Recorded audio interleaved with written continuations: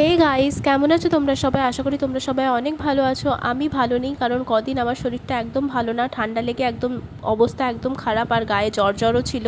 তো যাই হোক, সব কিছু উপেক্ষা করে আমি আর বাবা বেরিয়ে পড়লাম। আর আকাশের অবস্থা দেখো, ঘন মেঘে ভর্তি, যে কোনো সময় বৃষ্টি নামতে পারে।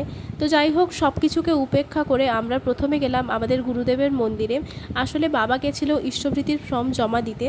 তো তারপরে আমরা ইষ্টভৃতির ফর্ম বাবা জমা দিল, তারপরে আমরা বিগ্রহের সামনে গিয়ে বিগ্রহের দর্শন করলাম, প্রণাম করলাম, দিয়ে আমরা সোজা চলে গেলাম ক্যালট্যাক্স মোড়ে কাঠের দোকানে। আসলে এই কাঠের দোকান থেকে আমার বিয়ের পালঙ্ক, ড্রেসিং টেবিল, আলনা সব কিছু বানানো হবে। এটা আমার ছোটো মামার বন্ধুর দোকান, অনেক পুরনো দোকান, তাই সবাই সাজেস্ট করলো এখান থেকেই সব কিছু বানাতে। তারপরে আমি ক্যাটফুড নিলাম দোকান থেকে। তারপরে ক্যাটফুড নিয়ে চলে গেলাম সুপার মার্কেটে। আসলে সুপার মার্কেটে বাবার কিছু বাজার করার ছিল। আর সুপার মার্কেটে অবস্থা দেখো, পুরো একদম বৃষ্টির জন্য কাদায় চারপাশ একদম প্যাচপ্যাচে অবস্থা। তো তারপরে গেলাম স্কুল বাজারে ওই ফাস্টফুডের দোকানে গিয়ে কিছু জিনিস কেনার ছিল।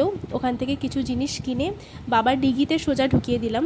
তারপরে বাবার কাছ থেকে টাকা নিয়ে অন্য একটা দোকানে গেলাম ডেয়ারি মিল্ক চকলেট নেওয়ার জন্য, বিকজ ওই দোকানটায় ডেয়ারি মিল্ক অ্যাভেলেবেল ছিল না।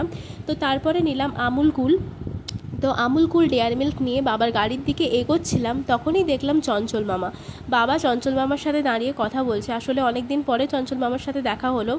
এই যে চঞ্চল মামা, এনাকে আমি আমার জন্মের পর থেকেই চিনি, মানে আমাদের সঙ্গে খুব ক্লোজ আর কি।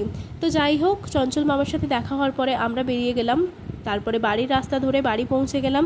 তারপরে বাবার ডিগি থেকে সব জিনিসপত্র বার করে দরজা খুলতেই তো একদম সব বাহনরা বেরিয়ে আসছে একে একে। তো ঠিক আছে, দ্যাটস ইট ফর টুডে। আবার দেখা হবে অন্য কোনো ভিডিওতে। আজকের জন্য টাটা।